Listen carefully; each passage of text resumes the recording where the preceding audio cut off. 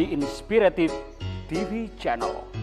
Meet different people with different experiences, language, culture, arts, and education.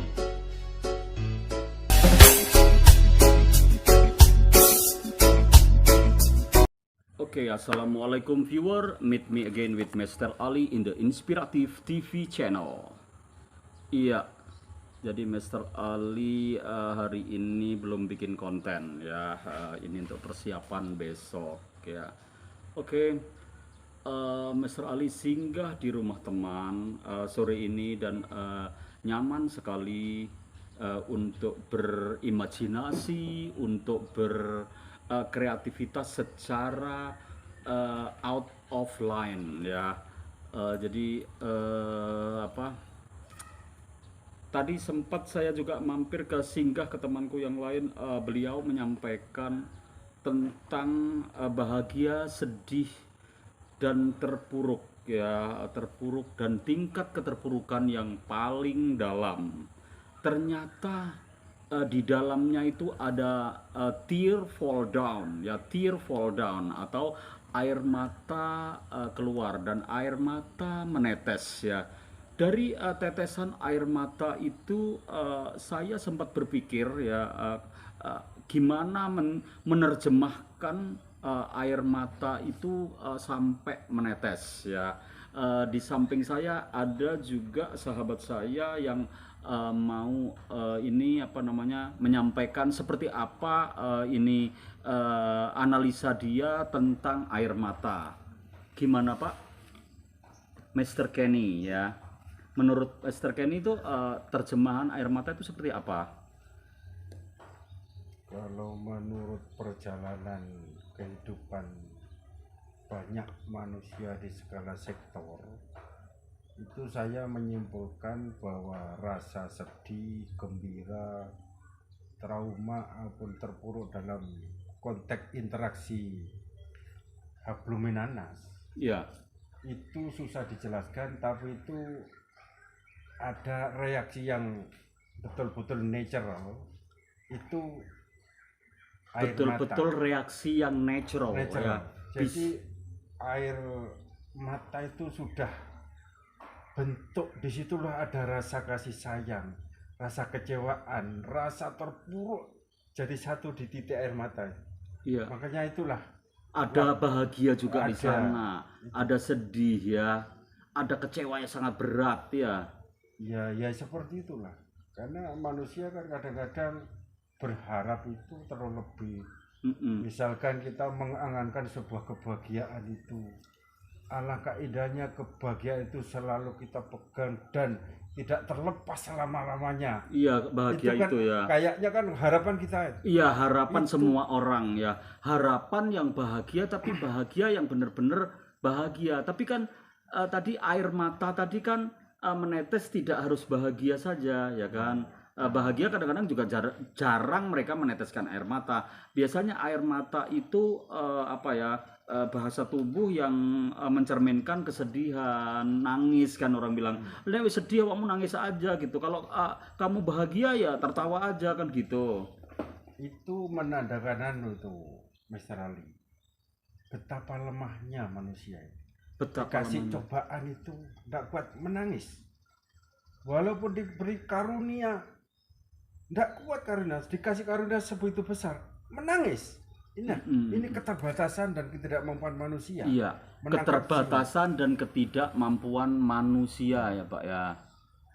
Iya, sedangkan yang dimaksud rasa bahagia, central power dari kasih sayang itu kan sebenarnya dari yang maha kuasa. Iya. Kita diteteskan yang sedikit sudah lemahnya, nggak mampu. Iya, nggak mampu. Nah, makanya kita kadang-kadang suka menjustis yang begini. Yang menurut saya menghadapi ini kita harus bisa, bagaimana bisa serasa dan serasi. Serasa dan serasi maksudnya. Bisa senada dan seirama. Iya. Bisa sejalan dan sejalin. Ini kan garapan-garapan yang istilahnya kita itu bisa seimbang seperti itu yang kita harapkan. Kita tidak boleh terlalu ke sana, tapi betul-betul berimbang. Balance ya. Iya, balance.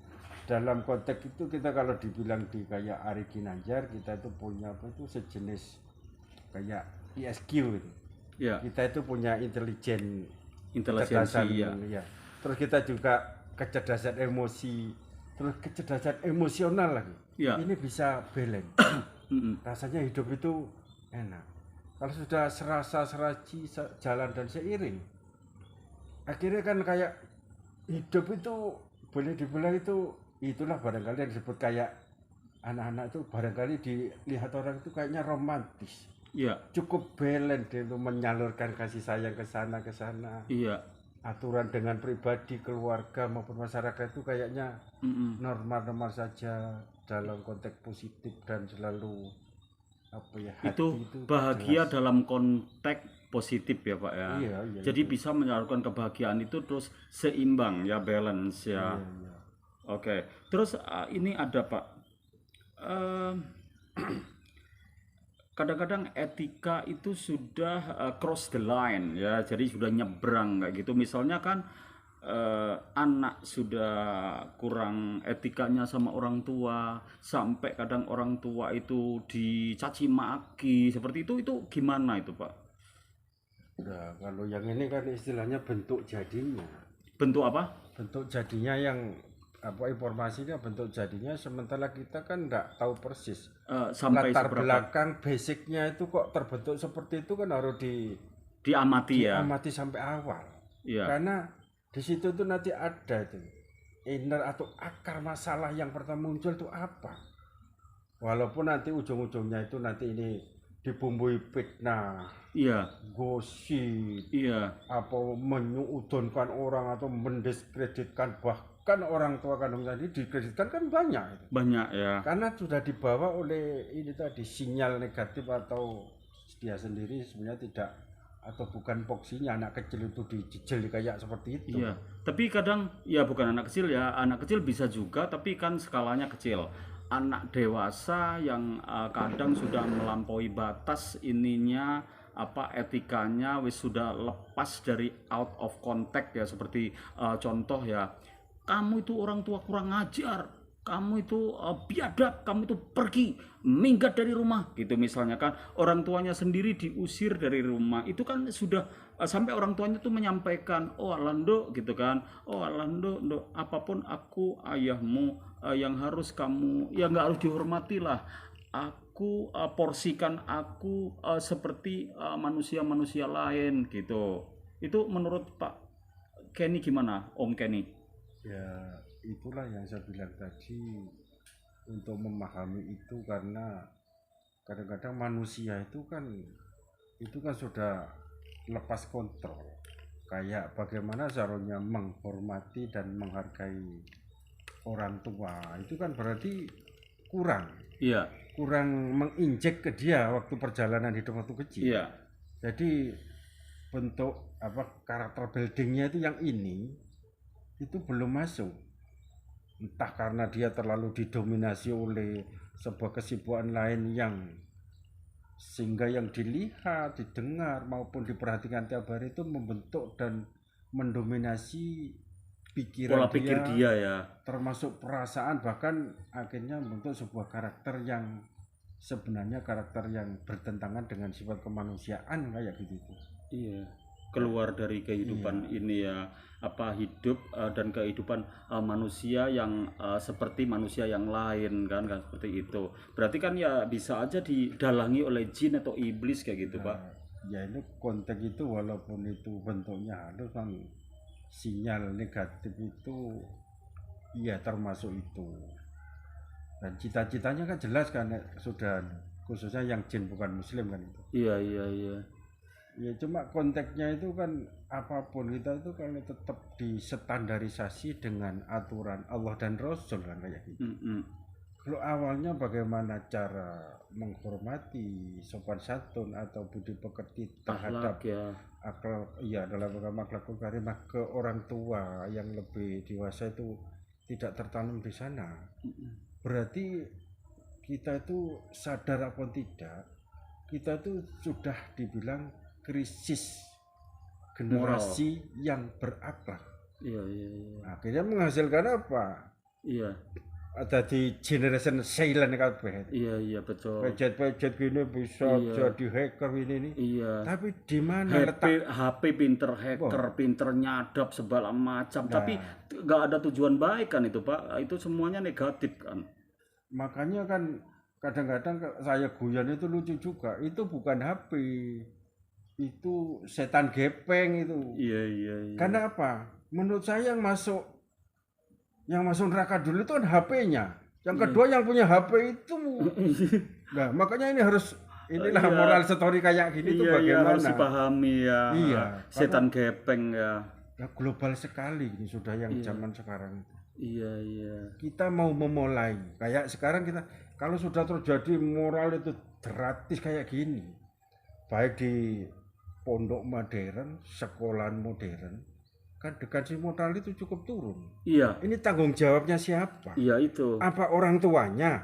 Apa gurunya? Ah, ah. Atau ulamanya? Iya. Nah ini kan pertanyaan Yang harus memang di- harus ini ya. iya, mungkin perlu apa ya kerjasama kolaborasi antara wali santri atau wali murid dengan pihak lembaga atau yayasan, yang kedua dengan ulama itu punya konsep yang betul-betul konsep Sama itu ya, ya. sama. Ah, ah, ah. Ya barangkali itulah. Oke, terus sekarang kita kembalikan lagi ke terjemah air mata ya, terjemahkan air mata itu gimana? Anak yang seperti itu tadi yang udah loss of control atau etika moralnya sudah cross the line, udah nyebrang alur, kayak gitu itu apa pernah Kak tersentuh sampai dia menangis Pak? Ya saya pernah juga itu kan saya itu ada beberapa murid itu Bang Ali dulu murid itu melernya minta ampun. Iya, Ternyata dugaan saya dia itu kan seorang yang apa ya ekonomi menengah ke bawah. iya, Ternyata bapaknya itu juga seorang pejabat, ibunya juga dinas. iya, Terus kamu itu kok seperti ini ya apa? Kemudian laki itu. Masa di sekolah itu dan gengnya iya, membawa anjing, iya. disembelih di sekolah, Oh my dibakar, God. terus minum-minuman keras. Loh, saya tuh jadi pendidik ngadepi gini ya lumayan. Agak Tapi susah ya. susah. Jadi akhirnya teman saya panggil bagian BP itu, ya istilahnya dikasih pelajaran secara fisik itu. Terus lama setelah saya itu berusaha di Pendekatan. situasi dan kondisi itu cari tempat yang pas, timingnya saya tanya, nak kamu itu sebenarnya kan dari ekonomi gini kan cukup. Iya pak, saya tuh betul-betul menangis kehilangan kasih sayang orang tua pak. Umurnya sekarang anggap saya ini bapakmu ya, dipeluk. Oh my Nangis. God. Iya, cowok ya itu ya. Iya cowok. Heeh. Akhirnya saya tuh ya lucu juga ya. Heeh. Padahal kan dia nggak nyangka kayak gitu. Setelah saya ya menurut Dekati saya pendekatan. ini responsif, saya harus handle. Akulah bapakmu sekarang selama sama ini. Akhirnya kayaknya ada sesuatu yang keluar, kayak disambungkan kasih sayang yang selama Iya, ini iya, hilang. iya, iya. Dia nangis Iya, keras ya. nangis betul itu. Iya, iya, iya. Terus akhirnya dia berubah-berubah. Lama itu ada 5 tahun ke sekolahan kayak kan swasta. Iya. Kok tiba-tiba ada tamu pakai dasi, pakai mobil, tak pikir ada tamu mana. Heeh. Bilang, pakai ini. Lupa sama saya. Iku sing aku dhisik sing nggo asu anu aku. Ya alhamdulillah Pak, aku buka digegeri guru aku iso tobat. Saya kerja di Pak. PLTU Python Pak, alhamdulillah punya jabatan. Alhamdulillah. Iya, iya. Pernah itu saya ngadep Oh, gitu. Masya Iya, Allah. iya. Ya, kita sebagai seorang pendidik Iya, pernah Pak. punya pengalaman yang beda ya. Iya, iya. Yang menarik dan sampai sekarang bisa dikenang. Seperti saya juga, Pak, dulu, Pak. Itu knalpot saya hilang ya, singkat cerita aja. 3 tahun kemudian ada yang datang ke rumah polisi, Pak. Saya langsung dirangkul. Dia bawa uang 3 juta untuk bayar knalpot yang dicuri dulu. Waktu saya ngajar dulu ya di SMK ya. Terus ada juga spion ya, spion saya hilang. Terus ada yang datang pas hari raya, terus dia juga bawa uang 2 juta kalau nggak salah. Spion itu semuanya nggak tak terima ya, karena aku waktu itu juga ada gitu. Kalau aku pas nggak ada ya tak terima Pak. Yang jadi polisi tadi katanya tugas di Denpasar di perempatan itu apa kota itu. Jadi di situ, tapi untuk saya nggak ada air mata. Tapi kalau Pak Kenny tadi ada air mata di sana tertumpah ya karena butuh Iya, kasih iya. sayang ya. Iya, itu yang kadang-kadang betapa mahalnya itu menerjemahkan itu. Iya, Kan susah juga kan. susah menerjemahkan air mata itu ya. Iya, karena ya apa sih puncak kasih sayang itu di mana dan bagaimana kan? Iya, Walaupun karena ya kalau dikembangkan dari kurang sambungnya, kurang terkasih sayang, nanti disebut inilah muncul sebuah kerinduan.